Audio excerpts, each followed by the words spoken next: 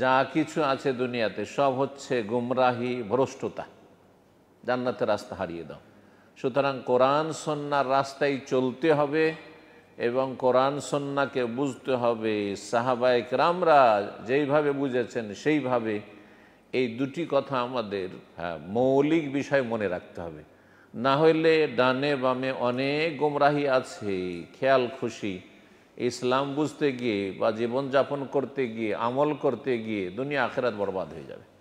আল্লাহ যেন হেফাজত করেন এবং আমাদের সকলকে ভালো অবস্থায় রাখেন।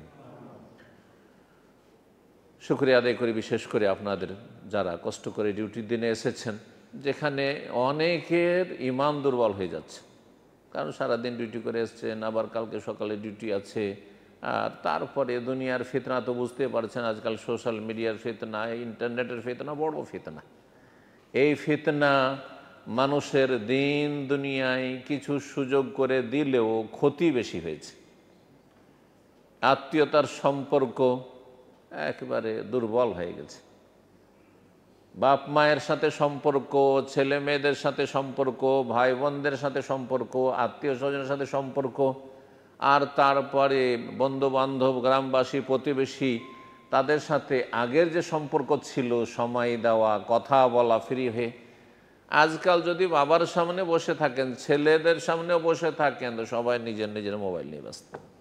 নামকে অস্তে বসে আছেন এক মজলিসে, কিন্তু কলব, অন্তর আর দৃষ্টি আর মনোযোগ সব কিছু আপনার ইন্টারনেটের ফিতনায় রয়েছে। এটি একটি বড় ফিতনা। এই ফিতনার সময় মানুষের সাথে সদাচরণ রক্ষা করা এবং চরিত্রবান হয়ে থাকা, আর ইন্টারনেটের বা বিভিন্ন সাইটের যে নোংরা দিকগুলি রয়েছে সেগুলি থেকে বেঁচে থাকা, যেগুলি জাহান্নামে নিয়ে যাচ্ছে বহু মানুষকে, এগুলি থেকে বেঁচে থাকা একটি গুরুত্বপূর্ণ আজকাল বিষয়। অল্প কিছু লোক হয়তো সেখানে বেঁচে থাকতে পারবে। এই ইন্টারনেট আর এই সোশ্যাল মিডিয়ার ফিতনার কারণে কোরআনের হককে অধিকাংশ যারা কোরআন পড়ুয়া, হাফেজে কোরআন, আলেমে কোরআন, আলেমে দিন, আর কারি সাহেব, ইসলাম সম্পর্কে শিখেছে অথবা এক সময় কত কোরআন তেলাওয়াত করতো, এই ফিতনায় পড়ে গিয়ে কোরআনের সাথে সম্পর্কহীন হয়ে গেছে। এলেম চর্চা করা, বিশাল লাইব্রেরির আবেগে একসময় লাইব্রেরি তৈরি করে রেখেছে, যে কোনো ভাষায় যে ভাষা বুঝে, আলেমরা হোক অথবা সাধারণ লোক, অনেকের বাড়িতে লাইব্রেরি আছে, ইসলামী বই পুস্তক আছে, আর পড়ার সময় নেই। সব কিছু এই গুগলের ফিতনাতে আর সোশ্যাল মিডিয়ার ফিতনাতে শেষ করে ফেলেছে। আল্লাহ রাব্বুল আলামিন এই ফিতনার যুগে যেন ঈমানকে টিকিয়ে রাখার তৌফিক দান করেন। আজকে যে বিষয়টি আমাকে বলতে বলা হয়েছে সেটা তরবিয়তি বিষয়। আর তরবিয়ত বলতে মানুষের ঈমানের সাথে আমল ভালো করা, আমল ভালো করা। সুতরাং আমলের গুরুত্ব সম্পর্কে দু চারটি কথা বলবো। এবং আমল মানুষের সার্বিক জীবনকে সামিল। আমল মানে শুধু নয় যে কিছু জিকির আজকার, কিছু ওজিফার আমল, আর কিছু সীমিত ইবাদত বন্দিগির আমল না, এটা একটা দিক। কিন্তু আমল মানে সার্বিক জীবনে আপনার আমার আমল ভালো হইতে হবে। আর ভালো আমলকে আমালে সালেহ কোরআন হাদিসের ভাষায় বলা হয়েছে, আমল সালেহ বলা হয়েছে, নেক আমল। জি, এর বিপরীত হচ্ছে খারাপ আমল, মন্দ কথা কাজ। আমরা আলহামদুলিল্লাহ যে জন্মসূত্রে মুমিন মুসলিম, তাই না? আল্লাহর শুকরিয়া আদায় করেন। কারণ অমুসলিম জীবন থেকে, অমুসলিম পরিবার থেকে ইসলামে আসা এত সহজ নয় আজকালকার জামানায়। যে জামানায় একজন ইসলাম গ্রহণ করলে শক্তিশালী হইতে পারে না, আরও দুর্বল হয়ে যায়, তখন শয়তান সুযোগ পেয়ে যায় যে তুই যে অবস্থায় আছিস খুব দুনিয়ার দিক থেকে ভালো অবস্থায় আছিস। কিন্তু একটা ছিল খোলাফা রাশিদিনের জামানায়, আর তারপরে আপনার তারপরের যে খেলাফতের জামানাগুলি ছিল, ইসলাম 1000 বছর ধরে সারা বিশ্বে যখন শক্তিশালী ছিল, তখন ছিল যে ইসলাম কবুল করলে বেশি সম্মানিত, বেশি শক্তিশালী, বেশি স্ট্রং, বেশি প্রতিষ্ঠিত। হ্যাঁ, দিনেরও লাভ, দুনিয়ারও লাভ। জি, আর দুনিয়ার কোরবানি দিতে হয় না। কিন্তু এখন অমুসলিম জীবন থেকে ইসলামে আসা মানে দুনিয়ার অনেক কিছুর কোরবানি দিতে হবে, তারপরে ঈমান ইসলাম রক্ষা করা যাবে। এই নিয়ামতের শুকরিয়া আদায় সবচেয়ে বড় আমল। যে আল্লাহ যে জন্মসূত্রে আমাকে আপনাকে মুসলিম করেছেন, এর শুকরিয়া আদায় করা। শুকরিয়া আদায় অন্তর থেকে করবেন, অন্তর থেকে অনুভূতির মাধ্যমে সব সময় এটাকে স্মরণ রাখার মাধ্যমে, হ্যাঁ, দেমাগে বসিয়ে রাখার মাধ্যমে যে আলহামদুলিল্লাহ আল্লাহ আমাকে জন্মসূত্রে মুমিন মুসলিম করেছেন। বলুন আলহামদুলিল্লাহ। যে আমরা জন্মসূত্রে বাপ মা মুসলিম, গোটা বংশধর মুসলিম, সেই মুসলিম পরিবেশে মুসলিম বাড়িতে ভূমিষ্ঠ হয়েছি, এটি আল্লাহর সবচেয়ে বড় নিয়ামত। এটাকে যদি ঠিক রাখতে পারেন, ঈমান ইসলামটাকে যদি রক্ষা করতে পারেন, যেটা জন্মসূত্রে পেয়েছি, তাহলে মরলে জান্নাত, আলহামদুলিল্লাহ। আর সবাই মরবো, তাই না? জান্নাত। আর জান্নাত হচ্ছে আমাদের গন্তব্যস্থান। দুনিয়ার যদি সব কিছুই পেয়ে যান, সারা দুনিয়ার রাজত্ব পেয়ে যান, কিন্তু জান্নাত পেলেন না মরার পরে, রাজত্ব কত দিনের? দেখছেন মানুষ উঠছে আর নামছে, সেটা মৃত্যুর মাধ্যমেই নামুক, মাটির তলায় নামুক, অথবা বেঁচে থাকা অবস্থাতে নামুক, স্বেচ্ছায় নামুক, অথবা অনিচ্ছাকৃত বাধ্য হয়ে, হ্যাঁ, নিরুপায় হয়ে নামুক, কিন্তু যে উঠছে সে নামছে। কিন্তু শুধু ক্ষমতার বিষয় না, সুস্থতার ক্ষেত্রে, সুস্থতা দুনিয়ার একটি নিয়ামত। যে আজকের সুস্থ, আগামী দিনে একদিন অসুস্থ হয়ে পড়বে, অচল হয়ে পড়বে। চিন্তা করে দেখুন, এই বিষয়টি খুব গুরুত্বপূর্ণ। যারা সুস্থ আছেন প্রতারিত হবেন না যে আমি সারা জীবনটাই সুস্থ আছি। কারণ যারা আপনার আশেপাশে অসুস্থ, হাসপাতালে, অচল, তারা এক সময় আপনার মতো সুস্থ ছিল, আপনার মতো বিগত হয়েছে, তারাও সুস্থ ছিল। তখন এই নিয়ামতের হয়তো মূল্যায়ন করেনি, কদর করেনি, যেমন আপনি এখন এই নিয়ামতের, সুস্থতার নিয়ামতের মূল্যায়ন করছেন না। আল্লাহর বোঝার তৌফিক দান করে। যদি দুনিয়ার সব কিছু পেয়ে যান আর ঈমান না থাকে, তাহলে মারা গেলে জাহান্নাম, এতে কোনো সন্দেহ নেই। যেমন এখন রাত, আপনাদের কারো সন্দেহ নেই। দুনিয়ার কিছুই যদি না পান, শুধু ঈমানের সম্পদটি পেয়েছেন, সম্বল পেয়েছেন, আর সেটা নিয়ে রবের কাছে হাজিরা দিতে পেরেছেন হাসরের মাঠে, হ্যাঁ, মরণ হয়েছে ঈমানের ওপর। ঈমান নিয়ে, লা ইলাহা ইল্লাল্লাহ, তাওহীদ নিয়ে আপনি মৃত্যুবরণ করেছেন। এই নসিব যদি আপনার আমার হয়ে যায়, আল্লাহ যেন আমাদের তৌফিক দান করে, এবং শেষ অবস্থায় আল্লাহ কালেমা তাইয়্যিবা, তাওহীদের, শাহাদাতের তৌফিক দান করেন। যদি এটা নিয়ে রবের সামনে হাজির হতে পারেন, তাহলে জান্নাত পাবেন, এতে কোনো সন্দেহ নেই। মান কানা আখিরু কালামিহি লা ইলাহা ইল্লাল্লাহ, শেষখানে যদি লা ইলাহা ইল্লাল্লাহ, মন্ত্র নয়, আল্লাহ তোমার ছাড়া কোনো সত্য মাবুদ নেই, তুমি সত্য মাবুদ। যদি অতীতে ভুলও করে থাকি, সমস্ত ভুল থেকে ফিরে আসছে তোমার কাছে, তোমার রহমতের কাছে। যদি শেষখানে আল্লাহর কাছে ভুল স্বীকার করে, সংশোধন করে, তাওহীদকে অন্তরে লালন করে যদি আল্লাহর সামনে হাজিরা দিতে পারেন, দাখালাল জান্নাত, জান্নাতে যাবেন। শুধু মুখে পাঠ করে নয়, অন্তর থেকে পাঠ করতে হবে, জবান দ্বারা উচ্চারণ করতে হবে, এবং আল্লাহ হায়াত দিলে এটাকে সারা জীবন ধরে রাখবো। এখন আমি শেষ অবস্থায়, আর মনে হয় বাঁচবো না, কিন্তু আল্লাহ যদি বাঁচিয়ে রাখেন তাহলে এর ওপরই থাকবো। এইরকম অঙ্গীকার নিয়ে যদি আপনি, এই মন মেজাজ নিয়ে যদি আপনি জীবনযাপন করেন, এবং এর ওপর যদি মৃত্যু হয়, দাখালা জান্নাত, জান্নাত পাবেন আপনি। যেই সময় জান্নাত পাবেন আপনি, দুনিয়ার সমস্ত অশান্তি ভুলে যাবেন আপনি। জান্নাতীকে জিজ্ঞাসা করা হবে, জান্নাতে ঢুকিয়ে দেওয়ার পরে জিজ্ঞাসা করা হবে যে তুমি জীবনে কোনো কষ্ট পেয়েছো? সমস্ত দুনিয়ার কষ্ট ভুলে গেছে, অথচ সব দিক থেকে কষ্ট ছিল। শারীরিক কষ্ট, মানসিক কষ্ট, পারিবারিক কষ্ট, আর্থিক কষ্ট, সমস্ত রকমের কষ্ট ছিল। বলবে যে ইয়া রাব্বি, হে রব, কসম করে বলছি, কোন জীবনে মা রাআইতু বাউসান কাত্তু, কখনো কোনো কষ্ট আমি পাইনি, কখনো আমি কোন রকমের কষ্টের, বিপদের সম্মুখীন হইনি। পক্ষান্তরে ইউতাবে আন আমি আহলি দুনিয়া, দুনিয়ার সবচেয়ে বেশি ভোগবিলাসী মানুষকে নিয়ে আসা হবে।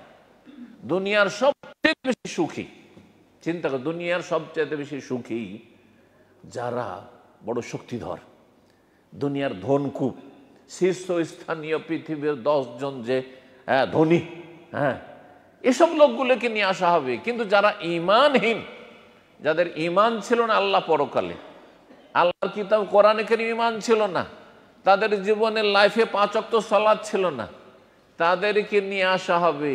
আর জাহান্নামে শুধু একটা ডুব দেওয়া হবে, মানে জাহান্নামে একটু ঢোকানো হবে, আর তারপরে বের করে নিয়ে জিজ্ঞাসা করা হবে যে হাল রাআইতা নাঈমান কাত্ত, জীবনে কখনো কোনো নিয়ামত ভোগ করেছো, শান্তি ভোগ করেছো, কোনো শান্তি সুখ পেয়েছো জীবনে? বলবে কসম করে বলছি রব, জীবনে কোনো শান্তি পাইনি। আল্লাহু আকবার, কোনো শান্তি পাইনি। অথচ তাদের দুনিয়ার সুখের সামগ্রীর শেষ ছিল না। তারাই জানতো না যে কত ভোগ বিলাসে তারা থাকে, কত যে তারা সুখের জীবন দুনিয়া কাটিয়েছে, 50, 60 বছর, 70 বছর, সব কিছু ভুলে গেছে। সুতরাং দুনিয়া পেয়ে প্রতারিত হবেন না, আখেরাতকে মুখ্য উদ্দেশ্য বানান, আখেরাতকে টার্গেট বানান। দুনিয়া তাহলে ও আতাতিদ দুনিয়া ওহে রাগেমা, নবী করিম সাল্লাল্লাহু আলাইহি ওয়াসাল্লাম বলেছেন, আখেরাত পরকাল জান্নাত যদি আপনার টার্গেট হয়ে যায়, মান কানা হাম্মহু আখিরাতাহু, যার চিন্তা শুধু আখেরাত কেমন করে সুন্দর হবে, আমার জান্নাত কেমন করে পাবো, জাহান্নাম থেকে কেমন করে বাঁচবো, এই চিন্তা যদি মুখ্য চিন্তা হয়, তো জাআলাল্লাহু গিনাহু ফি কলবিহি, অন্তরটাকে আল্লাহ অভাব মুক্ত করে দিবেন, কোনো অভাব থাকবে না। অল্প বেতনে অল্প পয়সাতে আপনি মানসিক শারীরিক সুখ শান্তি পাবেন। ডাল ভাত খেয়ে সুখী আপনি, অসুস্থ থাকলেও সুখী আপনি, মনটা এত শান্তি পাবে। আর জামা শামলাহু, আল্লাহ তার সব সমস্যার সমাধান করে দেবেন। না পারিবারিক সমস্যা, না আর্থিক সমস্যা নিয়ে ওইসব চিন্তা নেই। কে বড় হয়ে গেল, কে পয়সা হয়ে গেল, ওইসব চিন্তা আপনার মাথায় থাকবে না। খাই খাই খাই খাই দুনিয়া দুনিয়া করবেন না আপনি। দুনিয়া ওয়াইহা রাগ, দুনিয়া তার কদম বসি করবে, পায়ে এসে লুটিয়ে পড়বে। দুনিয়া যা আসার আসবে, আপনি আখিরাতের জন্য চিন্তা করুন। আর ওয়ামান কানা হাম্মহু দুনিয়াহু, যার চিন্তা হচ্ছে দুনিয়া, গাড়ি বাড়ি নারী পয়সা, সবাই এগিয়ে গেল, কেমন করে ব্যবসা করব, আমি এসেছিলাম একটা লেবার হয়ে, এখন একটা ব্যবসায়িক হবো বাহরাইনে, এসব ধান্দা ধান্দা ধান্দা, পেরেশানির শেষ নেই তার। নবী সাল্লাল্লাহু আলাইহি ওয়াসাল্লাম বলছেন, ফাররাকাল্লাহু শামলাহু, আল্লাহ তার জীবনটাকে ছিন্ন ভিন্ন করে দেবেন, একবার বিক্ষিপ্ত করে দেবেন। অশান্তি আর অশান্তি, অশান্তি আর অশান্তি, শান্তি পাবে না। পয়সাতে শান্তি পায় না মানুষ, অধিকাংশ পয়সা হলেও অশান্তিতে আছে। ভালো করে দেখবেন, পয়সার সাথে যদি দিন না থাকে, সব অশান্তিতে আছে। হ্যাঁ, পয়সার সাথে দিন থাকে, দিন ঠিক রেখেছে, তারপরে যা পেয়েছে তাতে শান্তি আছে। শুধু পয়সাওয়ালারা অশান্তিতে আছে, আল্লাহ কি করবেন? বিক্ষিপ্ত করে দেবেন, তার জীবনটিকে ছিন্ন ভিন্ন করে দেবেন। ওয়াজআলাল্লাহুল ফাকরা বাইনা আইনি, চোখের সামনে শুধু অভাব আর অভাব। কি করে চলবো, কেমন করে চলবো, দেশে গেলে কি হবে, কি হবে না হবে, কেমন করে ছেলে মেয়ের বিয়ে দেবো, কেমন করে ছেলে মেয়েকে পড়াবো, এইসব চিন্তে পেরেশানির শেষ থাকবে না তার। ওয়ালাম ইয়াতিহি মিনাদ দুনিয়া ইল্লা মা কুতিবা লাহু, দুনিয়া থেকে অতটুকুই পাবে যা তার নসিবে আছে, ভাগ্যে যা লেখা আছে, ওর 1 পয়সা বেশি পাবে না। এই জন্য আখিরাতের জন্য কর্ম করেন, সবাই কর্ম করছেন। আল্লাহ কোরআনে কারিমে বলছেন সূরা ইসরা, সূরা বনী ইসরাঈল, কুল, হে নবী বলে দাও, কুল্লু ইয়ামালু আলা শাকিলাতি, সবাই কর্ম করছে, কিন্তু নিজ নিজ তরিকায়, মানে যার যেমন ধান্দা তেমন তার কাজকর্ম। যার ধান্দা পেট ও পয়সার জন্য, যার ধান্দা হচ্ছে শুধু নারী, হ্যাঁ যৌন ক্ষুধা, ব্যাস ওর পিছনে লেগে আছে। যার ধান্দা হচ্ছে আমি ব্যবসায়িক হব, ব্যবসা করব, এই করব, ওতেই লেগে আছে। যার ধান্দা ক্ষমতা, রাজনীতি, পাক আর না পাক, এমনিতে রাস্তাঘাটে হই হই করে বেড়াচ্ছে। আর যার ধান্দা হচ্ছে আখিরাত, যে আল্লাহর সাথে ব্যবসা করতে চায়, যে পরকাল নিয়ে চিন্তাশীল, আমাল আল্লাহ সে তার তরিকাতে আমল করছে। সবাই কাজ করছে, কিন্তু কেউ সফল কাজ করতে গিয়ে, আর অধিকাংশরা ব্যর্থ। আল্লাহ রাব্বুল আলামিন আমলের বড় গুরুত্ব রেখেছেন। এই জন্য মুসলিম জীবনে আমল থাকতে হবে। কোরআনে শুধু ঈমান দিয়ে মুক্তির কথা নেই, ঈমান দিয়ে মুক্তির কথা নেই, ঈমান দিয়ে আল্লাহর সন্তুষ্টির কথা নেই, ঈমানের সাথে আমল থাকতে হবে। 50-এর বেশি আয়াত কোরআনে কারিমে রয়েছে, যেই আয়াতগুলিতে ঈমানের সাথে সাথে সাথে আমল বলা হয়েছে। ইন্নাল্লাযীনা আমানু ওয়া আমিলুস সালিহাত, নিশ্চয় যারা ঈমানদার হয়েছে এবং সৎকর্মশীল হয়েছে, নেক আমল করেছে, সলিহাত বহু বচন, তার মানে একটা দুটো আমল নয়, শুধু নামাজি মুসল্লি না, শুধু এটাতে হবে না। নামাজের সময় নামাজ, হালাল রুজির সময় হালাল রুজি, রমজান আসলে তখন সিয়াম, হজের মৌসুম আসলে তখন জীবনে একবার হজ ফরজ, আর পয়সা বছর পুরা হয়েছে এখন জাকাত আপনি হিসাব করে জাকাতের সময় জাকাত, আর তারপরে অতিরিক্ত নফল সুন্নত দান সাদকা আছে ইত্যাদি। এইভাবে আমল করি। তারপরে ইবাদত বন্দেগীর আমল, জিকির আজকার, কিছু ফরজ আছে, কিছু সুন্নত আছে, কিছু নফল আছে, আর তারপরে সবচেয়ে বড় আমল, তার চাইতে গুরুত্বপূর্ণ আমল হচ্ছে অন্তরের আমল। অন্তর আমল হচ্ছে অন্তরটা যেন পরিষ্কার থাকে। কালবে সালিম ইয়াউমা লা ইয়ানফাউ মালু ওয়ালা বানুন, আল্লাহ বলছেন হাসরের মাঠে, কিয়ামতের দিবসে না কারো ধন সম্পদ কাজে আসবে, না জনবল কাজে আসবে। দুনিয়াতে লাঠিয়াল বাহিনীর লাঠি কাজে আসে, যে কার কতগুলি লাঠি আছে, হ্যাঁ, জনশক্তি আছে, রাজনৈতিক শক্তি আছে, পার্টির শক্তি আছে, এইসব কাজে আসবে না। হ্যাঁ, ইল্লা মান আতাল্লাহ বিকালবিন সালিম, তবে যে আল্লাহর কাছে আসতে পারবে কালবে সালিম নিয়ে, এমন কলব, এমন হৃদয় নিয়ে যেটি সুস্থ, সহি সালামত, সালিম থেকে সহি সালামত। সালামত কিসে থেকে সালামত? যেন আপনার কলবে, আপনার অন্তরে শিরকের ময়লা আবর্জনা না থাকে। আপনার অন্তরে যদি থাকে যে আল্লাহ বড় বড় গৌস কুতুব ওলি আউলিয়াকে অসাধারণ ক্ষমতা দিয়ে দিয়েছেন, যে গৌস কুতুবরা সারা দুনিয়াকে ধরে আছে, না হলে দুনিয়া সব ধ্বংস হয়ে যেত। তাহলে আপনার অন্তর একবারে নোংরা হয়ে আছে, নোংরা হয়ে আছে, রোগী আপনি, অন্তরের দিক থেকে মারাত্মক রোগে আক্রান্ত, ঈমানের ক্যান্সারের রোগে আক্রান্ত আপনি। আপনার অন্তরে যদি নাস্তিকতা থাকে, আপনার অন্তরে যদি ধর্মনিরপেক্ষতা থাকে, সেকুলারিজম থাকে, আপনার অন্তরে যদি আরও মানুষের মন্ত্রতন্ত্র থাকে, মতবাদ থাকে, তাহলে আপনার অন্তর হচ্ছে রুগ্ন। আকীদার ক্ষেত্রে, আমলের ক্ষেত্রে আপনার অন্তরে যদি পাপের চাহিদা থাকে, কুপ্রবৃত্তির রোগ থাকে। কুপ্রবৃত্তির রোগ কেমন? মন শুধু পয়সা চায়, হালাল হোক আর হারাম হোক, পয়সা আসলে বেঈমানি করা হোক, আত্মসাৎ করা হোক, চুরি করার সুযোগ বলে চুরি করা, ডাকাতি করার সুযোগ হলে ডাকাতি করা, বেঈমানি করার সুযোগ হলে বেঈমানি করা, ধার কর্জা নিয়ে সুযোগ পেলে উধাও হয়ে যাওয়া, আর দিবদিছি করে তারপরে নাম্বার চেঞ্জ করে দেওয়া, ব্যাস পয়সা হলি হলো, পয়সা হলি হলো। হালাল না হারাম দেখার কোনো প্রয়োজন নেই। এটাই হচ্ছে অধিকাংশ মুসলিমদের অবস্থা। বা কি যারা অমুসলিম, তাদের তো হালাল হারামের কোনো তমিজই নেই, এবং সেই তমিজ কোনো কাজেও আসবে না যদি আগে ঈমান না নিয়ে আসে, আর নেইও। কারণ আল্লাহ পরকাল এর ভয় থেকেও যখন কিছুটা তো ভয় আছে, তারপরে যখন হারাম খাচ্ছেন এক শ্রেণীর লোকেরা, তাহলে যাদের মোটেই আল্লাহ পরকাল নেই, তাদের অবস্থা, তাদের লাইফটা কেমন চিন্তা করুন। থাকে আমলের ক্ষেত্রে আমাদেরকে এগিয়ে যেতে হবে। আমল সার্বিক জীবনে আমল হইতে হবে। আমল যেমন আকীদার ক্ষেত্রে, কলবের ক্ষেত্রে বলছিলাম, অন্তরের আমল, আমালুল কলব, যে আপনার বিভিন্ন পাপ থেকে যেন অন্তরটা পবিত্র থাকে। না কোনো বেগানা নারীর সাথে আপনার এই কলবের সম্পর্ক আছে, রবের সাথে সম্পর্ক। যেই অন্তরে আপনি রবকে জায়গা দিয়েছেন, সেই অন্তরে কি করে হারাম নারীর কে জায়গা দিতে পারেন আপনি, আপনার স্ত্রীকে জায়গা দিতে পারেন আপনি। কিন্তু রবের বিশ্বাসে অন্তরে আপনি গেঁথে রেখেছেন, আর সেখানে আপনার অবৈধ প্রেম চলছে, বেগানা মহিলার সাথে সম্পর্ক চলছে। এটা কেমন চরিত্র হইল, এটা কেমন জীবন হইল?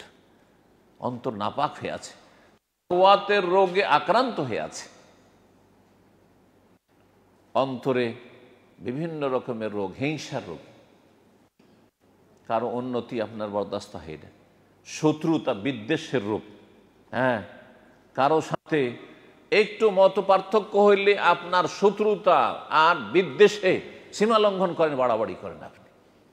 যেমন ধর্মীয় ইখতিলাফ রয়েছে, মাসলা মাসাইল নিয়ে ফিকহি মাসাইল ইখতিলাফ রয়েছে, দ্বিমত রয়েছে, অথবা আকীদার ইখতিলাফ করছেন, আপনি কোরআন হাদিসের দলিল মানতে চাইছেন না, আপনি কোরআন হাদিসের আকীদা যেটা স্পষ্ট তার ভিন্ন আকীদা রাখছেন, আর কোরআন সুন্নাহর আলেমদের সাথে শত্রুতার বিদ্বেষ রাখছেন।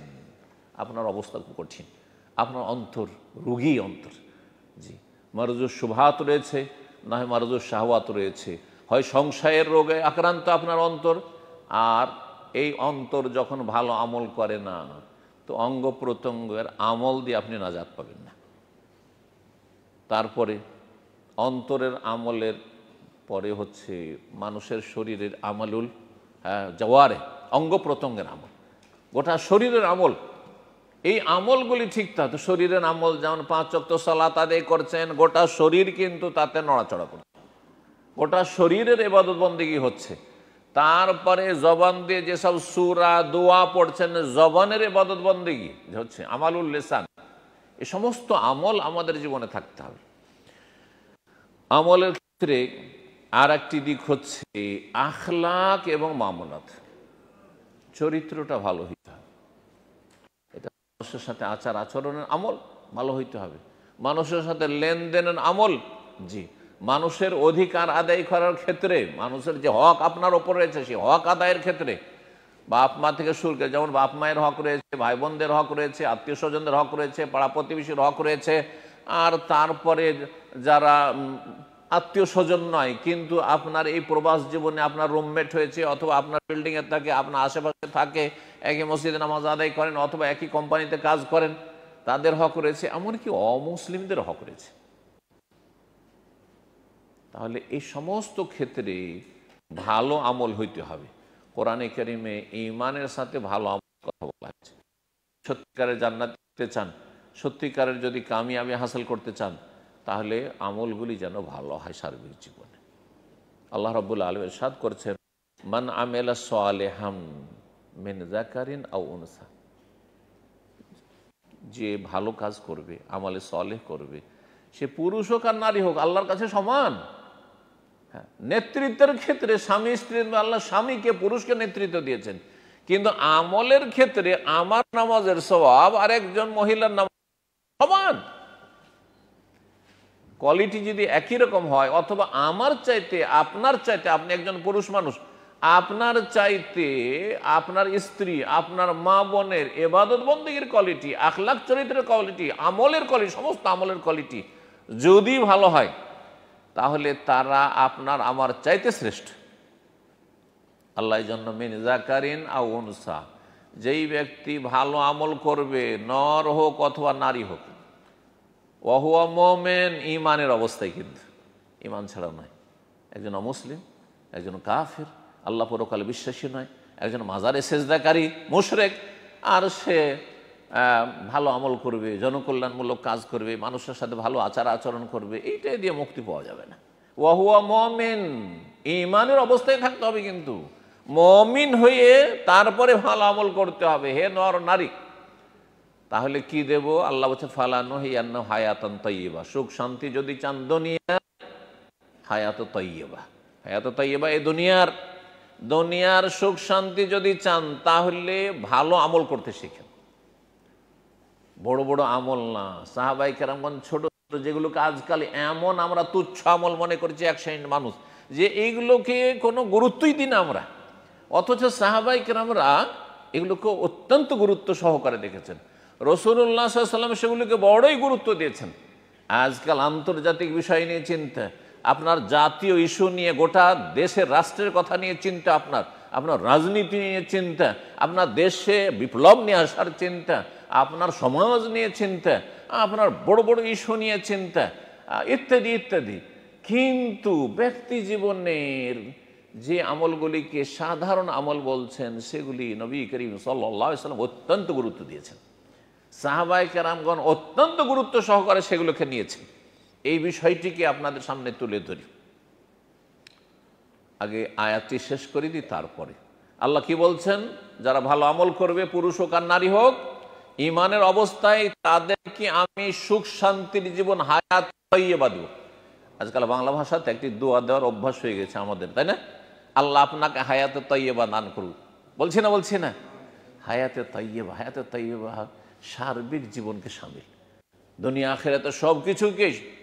এইখানে আপনি সুখে থাকলেন, আর মরার পরে আপনি কবরের জীবনে যদি অশান্তিতে থাকেন, আযাবে থাকেন, এটা হায়াতে তাইয়্যিবা হলো না। তাহলে সার্বিক জীবনে আখিরাতে জান্নাত, আর তারপরে কবরের জীবনটা, কবরটা আপনার জান্নাতের বাগান, জান্নাতের বিছানা, জান্নাতের পোশাক সেখানে, এবং দুনিয়াতে আপনার মানসিক শান্তি, আপনার শারীরিক শান্তি, পারিবারিক শান্তি, পরিবারকে শান্তিতে আছেন, ভালো স্ত্রী পেয়েছেন, আর তারপরে বাপ মা ভালো পেয়েছেন, ছেলে মেয়ে ভালো পেয়েছেন, হায়াতে তাইয়্যিবা, আর আলহামদুলিল্লাহ হালাল রুজি খাচ্ছেন, হারাম খাচ্ছেন না, শান্তিতে আছেন।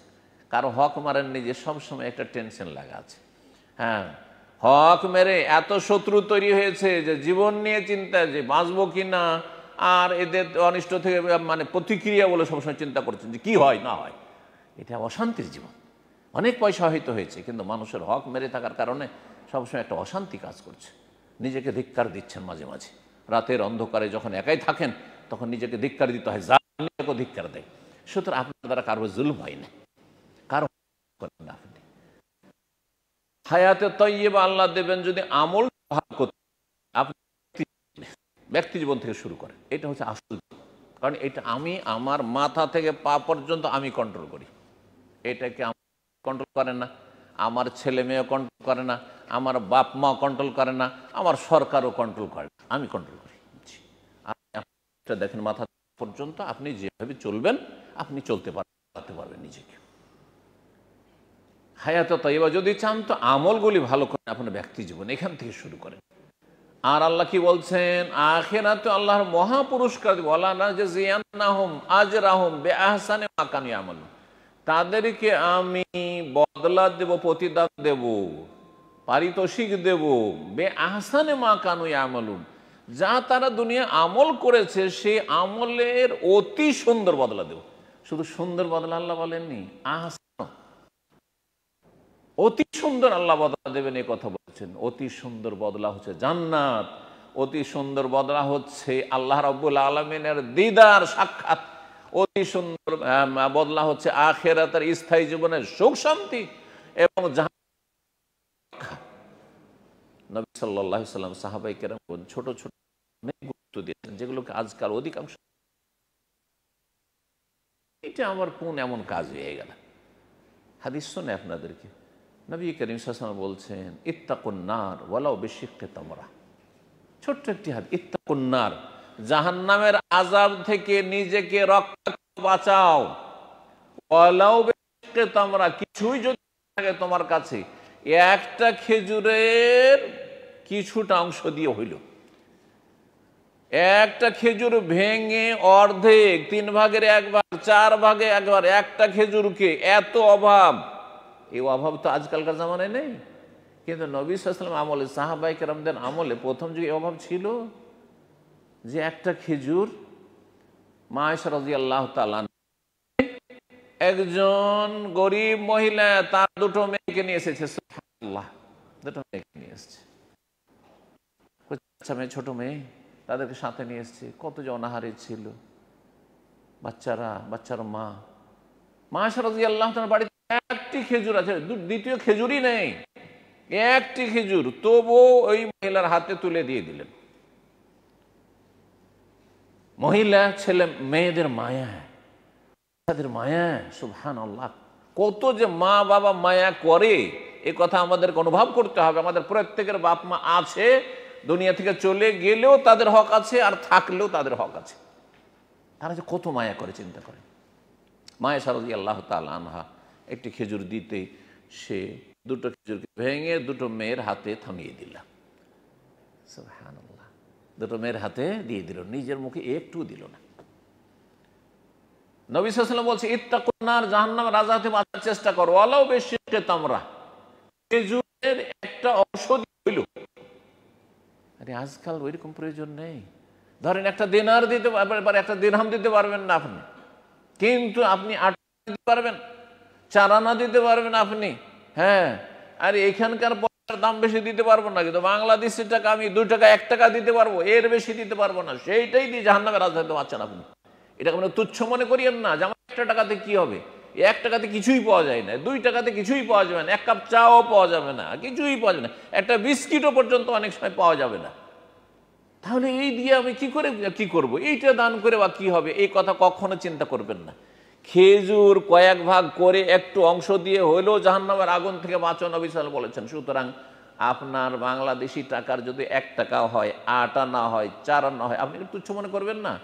আপনি আপনার অবস্থা বুঝে ব্যবস্থা করছেন, আপনি অভাবী মানুষ, ওইটুকুই দান করছেন। আপনি আপনার নিয়তটা আল্লাহ দেখছেন, অন্তরটা দেখছেন যে কি অন্তঃকরণ নিয়ে আপনি এই কাজটি করছেন, জাহান্নাম থেকে বাঁচার জন্য এই কাজটি করছেন আপনি। তারপরে সাহাবায়ে কেরামগণ কিভাবে এই ছোট ছোট আমলকে গুরুত্ব দিয়েছেন, এটাও বোঝার বিষয় রয়েছে। আর একটি হাদিস স্মরণ করিয়ে দিই। নবী করিম সাল্লাল্লাহু আলাইহি ওয়াসাল্লাম বলছেন, ঈমান সম্পর্কে, আল ঈমান বিদউন ওয়া সাবউনা শুবাতান, ঈমানের শাখা প্রশাখা কয়টি? হ্যাঁ, 6টি তো ঈমানের রুকুন, স্তম্ভ, খুঁটি, কিন্তু ঈমানের শাখা ডালপালা 70-এর বেশি। বিদউন ওয়া সাবউনা শুবা, 70-এর বেশি। তার মধ্যে সবচাইতে উচ্চ ডাল যেটা হচ্ছে মূল ডাল, মূল কাণ্ড, আলাহা লা ইলাহা ইল্লা কাউলু লা ইলাহা ইল্লাল্লাহ, লা ইলাহা ইল্লাল্লাহ, কালিমা তাওহীদ, একত্বের ঘোষণা, তাওহীদ সবচেয়ে বড় ঈমানের কি মূল কাণ্ড, বডি যেটা গাছে ধরেন। ওয়া আদনাহা, আর সবচাইতে নিম্নের শাখা, ঈমান একটি গাছের মতো, তার একেবারে সবচাইতে দুর্বল নিম্নের শাখা যেটা, আদনাহা ইমাতাতুল আযা আনিত তরিক, রাস্তা থেকে একটি কষ্টদায়ক বস্তুকে সরিয়ে ফেলা। রাস্তায় একটা কোনো কষ্টদায়ক বস্তু, একটা কাঁটা পড়ে আছে, একটু ইট বা ইটের টুকরো পড়ে আছে, একটা পাথর পড়ে আছে, আপনি শুধু এই জন্য সরিয়ে দিলেন যে কাঁটার ডালটা পড়ে আছে, কারো পায়ে লাগতে পারে, বা ছোট্ট একটি কাঁটা পড়ে আছে, এইটাই কারো টায়ারে লাগতে পারে, পাঞ্চার হইতে পারে, এই নিয়তে সেখান থেকে আপনি সরে ডাস্টবিনে ফেলে দিলেন আপনি। হ্যাঁ, একটু খড়কুটো পড়ে আছে, ময়লা আবর্জনা হয়ে আছে, দেখতে খারাপ লাগছে, আপনি পরিষ্কার করে দিলেন। অনেকেই তাদের নিম্নমানের চরিত্রের কারণে বিড়ি সিগারেট খাচ্ছে, এক তো হারাম খাচ্ছে, সিগারেট খাচ্ছে, ধূমপান করছে, তারপরে বিল্ডিংয়ে লোকেরা বসবাস করছে, সিগারেট পান করে ওই সিঁড়ির উপরে ফেলে দিল। হ্যাঁ, জুস পান করলো, তারপরে সে প্যাকেটটাকে রাস্তাতে ফেলে দিল, সেভেন আপ খেলো বা কিছু খেলো, এই কোলা খেলো, আর তারপরে রাস্তাতে ফেলে দিল, অথবা টিস্যু নাকটাক মুছলো আর তারপর রাস্তাতে ফেলে দিল। এগুলো ভালো মানুষের চরিত্র নয়। এই আমলগুলিকে তুচ্ছ মনে করবেন না। দেখতে খারাপ লাগছে, নোংরা লাগছে, বিল্ডিংটা নোংরা হয়ে যাচ্ছে, সিঁড়িটা নোংরা হয়ে যাচ্ছে, রাস্তাটাও নোংরা হয়ে যাচ্ছে, গ্যালারি নোংরা হয়ে যাচ্ছে, আমি সেটাকে উঠিয়ে ফেলে দিলাম। উদ্দেশ্য আপনার আল্লাহ সন্তুষ্টি, এটাও একটা আমল আপনার। নবী সাল্লাল্লাহু আলাইহি ওয়াসাল্লাম বলছেন যে এইটাও একটা ঈমানের শাখা, সর্বনিম্ন শাখা, এতেও আপনার ঈমান শক্তিশালী হবে। এই ধরনের প্রতিদিন কিছু না কিছু আমল যখন করতে আছেন, ঈমান শক্তিশালী হতে আছে, আমল আপনার বাড়তে আছে। ওয়াল হায়াউ শুবাতুন মিনাল ঈমান, লজ্জাও ঈমানের একটা অংশ। তাহলে ইসলামে ছোট ছোট আমলকে গুরুত্ব দেওয়া হয়েছে। নবী করিম সাল্লাল্লাহু আলাইহি ওয়াসাল্লামের সাহাবায়ে কেরাম বড় বড় চিন্তা করেননি, নিজের চিন্তা করেছেন। সাহাবীরা এসেছেন, বহু ঘটনা রয়েছে, আখবিরনি দুল্লানি আলা আমালিন, বলছেন এসে সাহাবী, ইয়া রাসূলুল্লাহ, আল্লাহ রাসূল, আপনি এমন একটা আমল বলে দেন, ইউদখিলুনিল জান্নাহ ওয়া ইউবাইদুনি মিনান নার, যে আমাকে জান্নাতে নিয়ে যেতে পারে, আমার চিন্তা জান্নাতে যাবে, একটা আমল বলে দেন যে আমল করলে আমি জান্নাতে যেতে পারবো, আর জাহান্নাম থেকে আমি দূরে থাকতে পারবো, জাহান্নাম থেকে রক্ষা পাবো। নবী করিম সাল্লাল্লাহু আলাইহি ওয়াসাল্লাম, তা'বুদুল্লাহ ওয়া লা তুশরিকু বিহি শাইআ, আল্লাহর ইবাদত বন্দি করবে, আল্লাহর সাথে শরীক করবে না, মানে তৌহিদবাদী হবে, তৌহিদ প্রতিষ্ঠা করবে, শিরক মুক্ত হবে। শিরক মুক্ত হয়ে আপনার অন্তরের আমল, জবানের আমল, জবান দিয়ে কখনো শিরকি কথা বলেন না, আল্লাহ ছাড়া অন্যের কসম করেন না, ছোট শিরক করেন না, বড় শিরক করেন না, অন্তরে শিরককে জায়গা দেননি, আপনি তাওহীদ প্রতিষ্ঠা করেছেন। আর আপনার আমলে কর্মে আল্লাহ ছাড়া কারো কথা আপনি চিন্তা করেন না। আমার আল্লাহ ছাড়া আমাকে কেউ উদ্ধার করতে পারে না, আল্লাহ ছাড়া আমাকে কেউ সুখী করতে পারে না, আল্লাহ ছাড়া কেউ আমাকে শান্তিতে রাখতে পারে না, আল্লাহ ছাড়া কেউ আমাকে উপকার করতে, কারো মাধ্যমে যদি উপকার হয় সেটাও আল্লাহই করান। আল্লাহ মানুষের অন্তরটাকে এরকম করেন যে আপনার আমার হেল্পের জন্য সে এগিয়ে আসবে। যদি তার অন্তরে আল্লাহ শত্রুতা কয়দা করে দিতেন তো আপনার আমার সে হেল্প করতো না, পাশে দাঁড়াইতো না, মহব্বত করতো না। মুকাল্লিবুল কুলুব আল্লাহ রাব্বুল আলামিন। সুতরাং তা'বুদুল্লাহ ওয়ালা তুশরিকু বিহি শাইআ, তারপরে ও তুকিমুস সালাহ, 5 ওয়াক্ত নামাজ পড়বে, সালাত কায়েম করবে। সালাত কায়েম করা মানে 5 ওয়াক্ত সালাত পড়বে, খেয়াল খুশি নয়। ও তুতিস যাকাত, বছরে যাকাত দেবে, যাকাত আসলে যাকাত দেবে। তাসুম রমজান, রমজান মাসে রোজা রাখবে। ব্যাস এই কয়েকটি কথা বললেন। তারপরে সেই ব্যক্তি বলছে ওয়াল্লাহি, আল্লাহর কসম করে বলছে, লা আযীদু আলা হাযা ওয়ালা আনকুস, আমি বেশিও করব না কম করব না। যেভাবে নবী সাল্লাল্লাহু আলাইহি ওয়াসাল্লাম বললেন 5 ওয়াক্ত নামাজ, 5 ওয়াক্ত নামাজ পড়ো, কম করব না। বেশি করলে বেদাত, আর কম করলে আপনার ঈমান হারিয়ে যেতে পারে। জি হ্যাঁ, সুতরাং আমি শিরক থেকে, কুফরি থেকেও মুক্ত, আর বিদআত থেকেও মুক্ত। নবী সাল্লাল্লাহু আলাইহি ওয়াসাল্লাম বলছেন, যখন ওই লোক বলে চলে গেল যে আমি বেশিও করব না কম করব না, যেইভাবে শুনলাম আমল করব, গুরুত্ব আমলের, আমল করব আমি। নবী সাল্লাল্লাহু আলাইহি ওয়াসাল্লাম বললেন, মান সাররাহু ইয়ানজুরা ইলা রাজুলিন মিন আহলিল জান্নাহ, কেউ যদি জান্নাতি মানুষ দেখতে চায় তাহলে ফালিয়ানজুর ইলা হাযা, এই লোকটিকে দেখে নিন। নামাজ পড়ছেন 5 ওয়াক্ত, মনে করছেন যে কি বা আমল করলাম, না, এটা কি আপনি আল্লাহ সন্তুষ্টির জন্য করছেন, আপনি এটাকে আপনি নিজে গুরুত্ব দেন। জি, মসজিদে বসে থাকছেন আপনি কিসের জন্য? কারণ মসজিদে বসলে কিছু না কিছু ভালো কাজ আপনার মাধ্যমে হবে। আপনি বাইরে আড্ডা না দিয়ে, বাইরে সময় নষ্ট না করে, যেখানে রুমে গেলে গুনাহ হওয়ার আশঙ্কা আছে, আপনি মসজিদে একটু সময় কাটালেন। এই বিষয়গুলিকে গুরুত্ব দেন আপনি, ফরজ কাজ হোক আর নফল হোক গুরুত্ব দেবেন, কিন্তু আগে ফরজটা ঠিক রেখে তারপরে সুন্নত নফল বাড়াইতে হবে। রব্বুল আলামিন যেন আমাদের সকলকে তৌফিক দান করেন। আমি নিয়ত করেছিলাম যে আমি আজকে খুব সংক্ষেপে আলোচনা করব, সুতরাং সংক্ষেপে এই কথাগুলি বললাম। আমলের চেষ্টা করুন। জানেন অনেকেই কিন্তু আমল করছেন না। যদি জানেন আর আমল করছেন না তাহলে মাগজুব আলাইহিম, সূরা ফাতিহার তাফসীরে বলা হয়েছে যারা জানে আর আমল করছে না তাদের উপর আল্লাহর গজব রয়েছে। এটা ইহুদিদের চরিত্র, যে তারা জানতো তাওরাত সম্পর্কে কিন্তু তারপরে তারা আমল করেন। জানতো তারা নবী সাল্লাল্লাহু ভবিষ্যৎবাণী, জানতো চিনতো যে এটা সত্য নবী, তারপরে তারা মানেনি।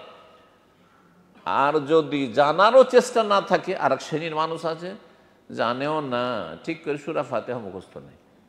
অনেক মুসলিম আছে আত্তাহিয়াত মুখস্থ নেই, অনেক মুসলিম আছে দরুদ মুখস্থ নাই, দরুদ ইব্রাহিম মুখস্থ নেই, কি করে নামাজ পড়বেন আপনি? অনেকে আছে সানা মুখস্থ নেই। আপনি সহি নামাজ পড়তে শিখেননি, আপনি 5 ওয়াক্ত নামাজের যত্ন করেন না, আপনি না এলেম হাসিল করলেন না আমল করলেন, জ্ঞানও নেই আর আমলও করলেন না, তাহলে তাদেরকে সূরা ফাতিহার ভাষায় দলিন পথভ্রষ্ট বলা হয়েছে। পথভ্রষ্ট, পথভ্রষ্ট হইলেও জাহান্নামে যেতে হবে। আর পথভ্রষ্ট দলিনের তাফসীর খ্রিস্টানরা, কারণ তারা অজ্ঞতার সাথে বেআমল ছিল। নবী সাল্লাল্লাহু আলাইহি ওয়াসাল্লামের আমলে যখন সূরা ফাতিহা নাযিল হয় তখন এই সূরা ফাতিহার প্রেক্ষাপট দলিন বলা হয়েছে এই খ্রিস্টানদেরকে, কারণ তারা মূর্খ ছিল আর বেআমল ছিল। সুতরাং আপনি মূর্খ থাকবেন না আর বেআমল হবেন না। আর সেই যুগে যারা ইহুদি ছিল তারা শিক্ষিত ছিল কিন্তু বেআমল ছিল। শিক্ষিত, জানছেন তারপর আমল করছেন না। জানছেন আপনি ইসলামের মাসলা মাসাইল, নামাজ পড়ার তরিকা জানছেন, সব জানছেন, একটা ফরজ আদায় করেছেন, এলেম শিখার ফরজ আদায় করেছেন, কিন্তু ফজরের নামাজে যাচ্ছেন না। আপনি ফরজ ওয়াজিব ত্যাগ করছেন, কাবিরা গুনাহে লিপ্ত থাকছেন, তাহলে আপনার মধ্যে ইহুদিদের চরিত্র রয়েছে। সুতরাং আপনি আল্লাহর গজব পাবেন, আল্লাহর নিয়ামত পাবেন না। তাহলে আর এক দলের কথা আল্লাহ সূরা ফাতিহা বলেছেন, সেটা হচ্ছে সিরাতাল্লাযীনা আনআমতা আলাইহিম, আল্লাহ ওদের রাস্তা দেখাও যাদেরকে তুমি পুরস্কৃত করেছো, যাদেরকে তুমি নিয়ামত দান, আন আমতা থেকে নিয়ামত, আর নিয়ামত থেকে আন আমতা, বোঝা গেছে না? আরবি যারা বুঝেন, যাদেরকে তুমি নিয়ামত দিয়েছো, দুনিয়ার নিয়ামত, আখেরাতের নিয়ামত। দুনিয়ায় সবচেয়ে বড় নিয়ামত ইমান ইসলামের নিয়ামত দিয়েছো, তারা ইমান ইসলামকে রক্ষা করেছে। আর আখেরাতে তাদেরকে জান্নাতের সবচেয়ে বড় মহাপুরস্কার, সবচেয়ে বড় নিয়ামত তুমি দান করবে, আর জাহান্নামের আযাব থেকে তাদেরকে রক্ষা করবে।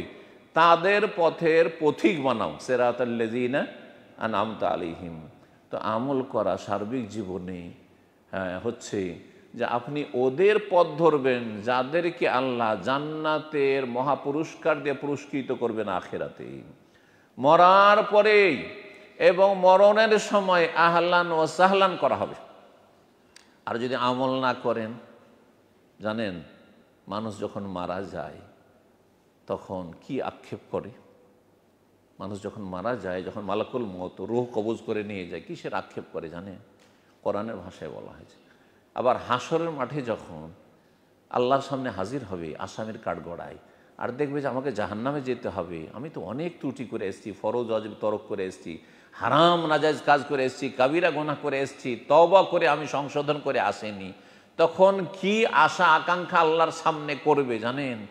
সেটা হচ্ছে কোরআনের ভাষায় বলি, আল্লাহ বলছেন হাত্তা ইযা জা আহাদাহুমুল মউত, যখন তাদের মৃত্যুর সময় চলে আসবে, এই পাপী তাপীদের, বেআমল যারা, গুনাহগার যারা, পাপিষ্ট, যখন তাদের মরণের সময় ঘনিয়ে আসে, মালাকুল মওত হাজির হয়ে গেছে আযাবের ফেরেশতারাকে নিয়ে এসে আর রূহ কবজ করার জন্য, টেনে হেঁচড়ে নিয়ে যাওয়ার জন্য, তখন বল রব্বের যেউন, আল্লাহ আমাকে একটু ফিরিয়ে দাও, মানে আমার সময় দাও, একটু সময় দাও।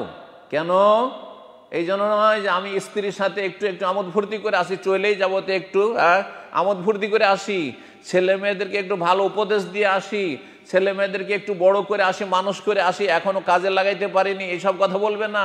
আমার হিসাব নিকাশগুলো সব কিছু আমি ছেলে মেয়েদেরকে বুঝিয়ে আসি, এইসব কথা বলবে না।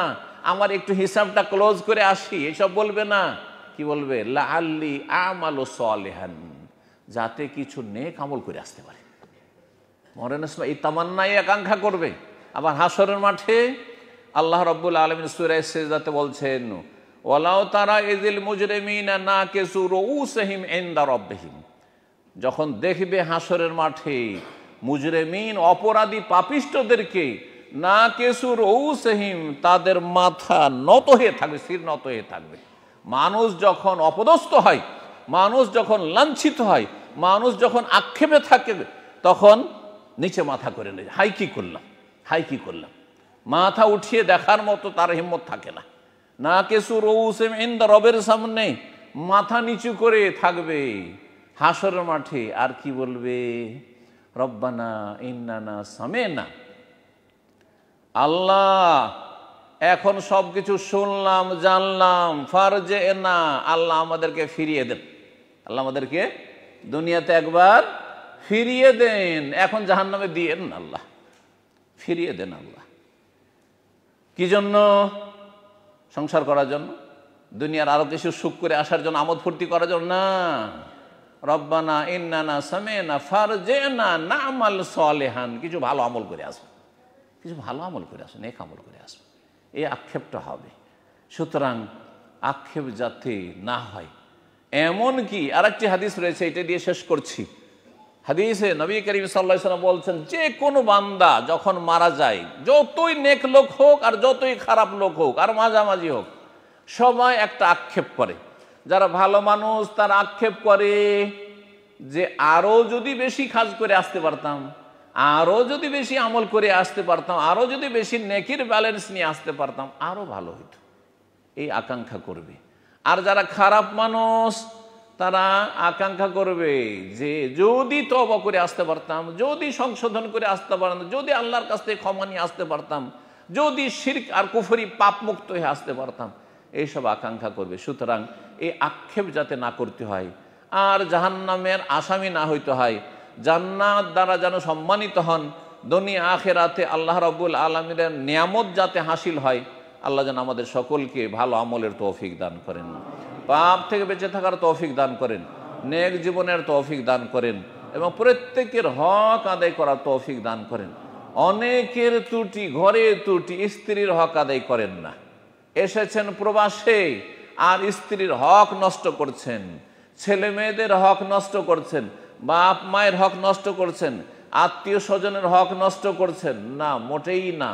এখানে ফেসে যাবেন। কারণ আল্লাহর হক আল্লাহ কিছু ছেড়ে দেবেন হয়তো, কিন্তু বান্দার হক নষ্ট করলে আল্লাহ মাফ করবেন। এটা ভাবিয়েন না যে স্ত্রী তো আমার কাছে চার্জ করতে পারে না, সে তো আপনার কাছে দুর্বল, সে তো আপনার কাছে অসহায়, সে আপনার বাড়িতে তো এসেছে, আর তো তার কোনো উপায় নেই, কয়দিন এটা, তারপরে আসামের কাঠগড়ে হাজির হইতে হবে, যার ফলে কারো হক নষ্ট করবেন না।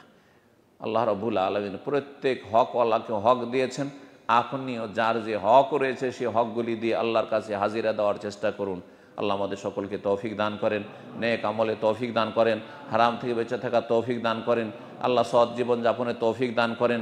দোয়া করি আপনাদের জন্য যেসব ভাইরা এখানে হাজির হয়েছেন, আল্লাহ আপনাদের রুজিতে যেন বরকত দান করেন এবং হালাল রুজি যেন দান করেন, হারাম রুজি থেকে বেঁচে থাকার তৌফিক দান করেন, হারাম পাপের জীবন থেকে আল্লাহ বেঁচে থাকার তৌফিক দান করেন, 5 ওয়াক্ত সালাতের হেফাজতের আল্লাহ তৌফিক দান করেন, জান্নাতের জন্য কাজ করার তৌফিক দান করেন, দুনিয়ার সমস্ত অশান্তি থেকে আল্লাহ আমাদেরকে যেন হেফাজতে রাখেন এবং আখিরাতে আল্লাহ রাব্বুল আলামিন যেন আমাদেরকে সম্মানিত করেন। ওয়া সাল্লাল্লাহু সাল্লাম নবিয়ানা মুহাম্মদ ওয়া আলা আলিহি ওয়া সাহবিহি আজমাইন।